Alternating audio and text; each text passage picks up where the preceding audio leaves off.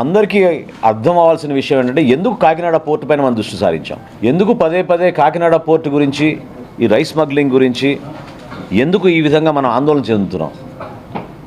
ఎందుకంటే మీడియా మిత్రులు కూడా మీ అందరికి తెలుసు, స్థానికంగా ఉన్న కాకినాడలో కూడా చాలామందికి తెలుసు, 5 సంవత్సరాల్లో ఎవరిని కూడా లోపలికి ప్రవేశించలేదు, అనుమతించలేదు, అసలు అవకాశమే లేదు.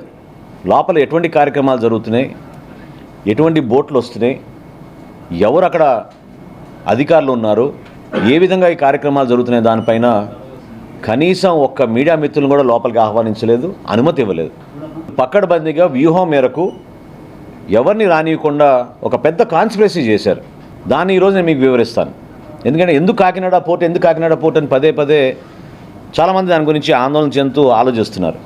రాష్ట్రంలో 29,000 ఫేర్ ప్రైస్ షాపులు ఉండగా ఈ బియ్యం సరఫరా చేయడానికి వైఎస్ఆర్సీపీ ప్రభుత్వం జగన్మోహన్ రెడ్డి గారు ముఖ్యమంత్రి అయిన తర్వాత ఒక నిర్ణయం తీసుకుని డోర్ డెలివరీ చేస్తామనే ఒక అబద్ధపు ప్రచారంతో 9,260 వ్యాన్లు కొని రాష్ట్ర ఖజానాకి దాదాపు 1,600 కోట్ల రూపాయలు ఖర్చు అయ్యే విధంగా మొబైల్ డెలివరీ యూనిట్లు వ్యాన్లని వీళ్ళు రాష్ట్ర వ్యాప్తంగా ఒక నెట్వర్క్ ఏర్పాటు చేశారు. 29,000 ఫేర్ ప్రైస్ షాపులు ప్రతి నెల 1వ తారీఖు నుంచి 15వ తారీఖు వరకు ఉదయం నుంచి సాయంత్రం వరకు తెరిచి ఉండి వినియోగదారులు ఎప్పుడు వచ్చినా వాళ్ళకి సరుకు అందించే విధంగా ఎన్నో సంవత్సరాలు జరుగుతున్న ఒక మంచి ప్రక్రియని వీళ్ళు పక్కదారి తీసుకెళ్ళి వాళ్ళ స్వలాభం కోసం ఈ వ్యాన్లు తీసుకొచ్చి ఈ వ్యాన్ల ద్వారా రాష్ట్ర వ్యాప్తంగా నెట్వర్క్ ఏర్పాటు చేసుకుని బియ్యం సేకరించడం మొదలుపెట్టారు. ప్రభుత్వానికి 43 రూపాయల 40 పైసలు ఖర్చు అయ్యే, ప్రతి కిలో ఖర్చు అయ్యే ఈ బియ్యాన్ని క్షేత్రస్థాయిలో వీళ్ళు 10 రూపాయలకే తీసుకుని వెళ్ళిపోవడం, చాలా చోట్ల మీరు సరైన సమయానికి రాలేదు, వ్యాన్ వెళ్ళిపోయింది కాబట్టి మీకు సరుకు ఇవ్వమని చెప్పడం, చివరికి ఎంఎల్ఎస్ పాయింట్ల దగ్గర నుంచి కూడా గోతాలు తీసుకుపోయే సందర్భాలు ఎన్నో ఉన్నాయి. అది చాలా స్పష్టంగా మనకి ఆధారాలు కూడా దొరికినాయి. ఈ విధంగా వీళ్ళు పక్కడబందీగా ఒక గ్రీన్ ఛానల్ ఏర్పాటు చేసుకుని చిత్తూరు నుంచి, శ్రీకాకుళం నుంచి నేషనల్ హైవే మీద నేరుగా కాకినాడకి ఎక్కువ శాతం ఈ బియ్యం తరలించే విధంగా ఒక పక్కడబందీ కాన్స్పిరసీ చేసి వీళ్ళు చేశారు. ఆంధ్రప్రదేశ్ తీరంలో ఏ పోర్టుకి లేని విధంగా కాకినాడ పోర్టులో రైస్ ఎగుమతి జరిగింది. ప్రత్యేకంగా వీళ్ళు ఎప్పుడైతే మెడ మీద కత్తి పెట్టి కాకినాడ సీ పోర్ట్స్ లిమిటెడ్ దగ్గర నుంచి వీళ్ళు పోర్టు లాగేసుకుని ఆరోబిందోకు చెప్పారో ఆ రోజు నుంచి మీరు చూస్తే లెక్కలు ప్రతి ఒక్కరు కూడా ఆశ్చర్యం కలిగిస్తాయి. 3 ఆర్థిక సంవత్సరాల్లో, నేను 5 సంవత్సరాలు కూడా చెప్పడం లేదు, కేవలం గత 3 ఆర్థిక సంవత్సరాలు చెప్తున్నాను. గత 3 ఆర్థిక సంవత్సరాల్లో మన రాష్ట్రంలో గంగారాం పోర్టులో బియ్యం ఎగుమతి 2,20,289 మెట్రిక్ టన్నులు. కృష్ణపట్నం అధునాతమైంది, చాలా పెద్ద పోర్టు, ఇక్కడ 23,51,218.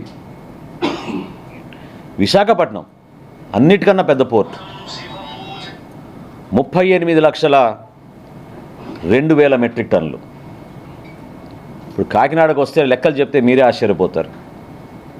కాకినాడ పోర్టులో వీళ్ళు దుర్మార్గంగా ఈ 3 సంవత్సరాల నుంచి చేసింది 1,31,18,346 మెట్రిక్ టన్నులు. దీని విలువ ఒక్క కాకినాడదే చెప్తున్నాను, కాకినాడలో రైస్ ఎగుమతి విలువ ఈ 3 సంవత్సరాల్లో 48,537 కోట్ల రూపాయలు. అంటే ఏ స్థాయికి చేరారో చూడండి మీరు. 48,537 కోట్ల రూపాయలు వీళ్ళు అక్కడి నుంచి బియ్యం ఎగుమతి చేశారు కాకినాడ పోర్ట్ నుంచి.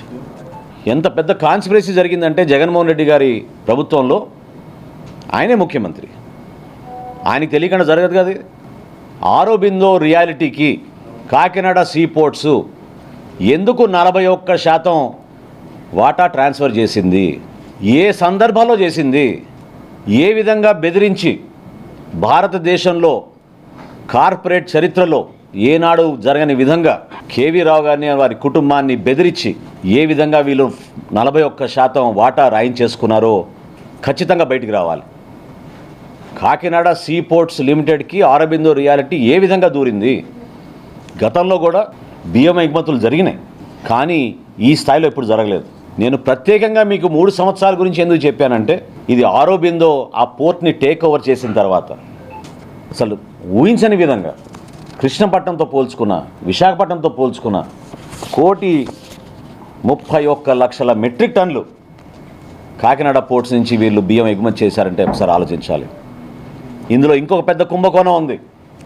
కోవిడ్ వచ్చినప్పుడు కేంద్ర ప్రభుత్వం ప్రతి కుటుంబానికి ఉచితంగా బియ్యం సరఫరా చేయమని ఆదేశాలు జారీ చేసినప్పుడు దాదాపు 6,300 కోట్ల రూపాయలు బియ్యం వీళ్ళు లెక్కలు చూపించి ఇక్కడిని తరలించేశారు.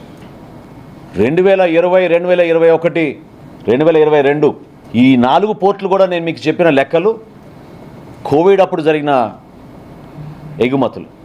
లేకపోతే అసలు రైస్ ఎక్స్పోర్ట్ లేదు ఆ పోర్టుల నుంచి. ఓన్లీ కాకినాడ పోర్ట్ నుంచి రైస్ ఎక్స్పోర్ట్ ఉంది. మొత్తం కేంద్రీకృతం చేసి వ్యవస్థని వాళ్ళ గుప్పిట్లో పెట్టుకుని జిల్లా అధికారులు, పోలీస్ యంత్రాంగం, విజిలెన్స్ యంత్రాంగం అందరినీ వీళ్ళు పూర్తి స్థాయిలో కేవలం వాళ్ళ స్వలాభం కోసం ఉపయోగించుకున్నారు. మీడియా మిత్రులకు అందరూ తెలుసు, పుంఖాలుగా మీరు రాస్తూ ఉన్నారు. గతంలో ఎప్పుడైనా ఈ విధంగా బియ్యం సేకరణ జరిగేదా? ఒక వ్యవస్థను ఏర్పాటు చేశారు. 1000 కేసుల పైన నేను మంత్రి అయిన తర్వాత ఈరోజున రాష్ట్ర వ్యాప్తంగా బుక్ చేశాం. సమాజం కోసం ఉపయోగపడే రైస్ మిల్లులు, ఉపాధి కల్పించే రైస్ మిల్లులు కూడా వీళ్ళు వాళ్ళ గుప్పిట్లో తెచ్చేసుకుని ఈ రైస్ స్మగ్లింగ్ చేయడానికి ఉపయోగించడం మొదలుపెట్టారు. వీళ్ళు ప్రధానమైన ఆలోచన ప్రతి ఒక్కరిలో రావాల్సింది ఏంటంటే, ఈ రోజున కాకినాడ సీ పోర్ట్ని జగన్మోహన్ రెడ్డి గారు తన చేతుల్లో లాక్కోవడానికి ఇంత దౌర్జన్యం ఎందుకు చేశారు? ఎందుకు కేవీ రావు గారి కుటుంబాన్ని ఈ విధంగా హింసించి ఇబ్బంది పెట్టి భారతదేశంలో కార్పొరేట్ చరిత్రలో ఎప్పుడు లేని విధంగా బలవంతంగా 41% వాటా బిగ్గెస్ట్ షేర్ హోల్డర్గా మార్చారు ఆరోబిందో రియాలిటీని ఈ రోజున. దీని వెనుక ఎవరున్నారో ఇప్పుడు ప్రజలకు అర్థం అవ్వాలి. ఖచ్చితంగా సమగ్రమైన విచారణ జరుగుతోంది.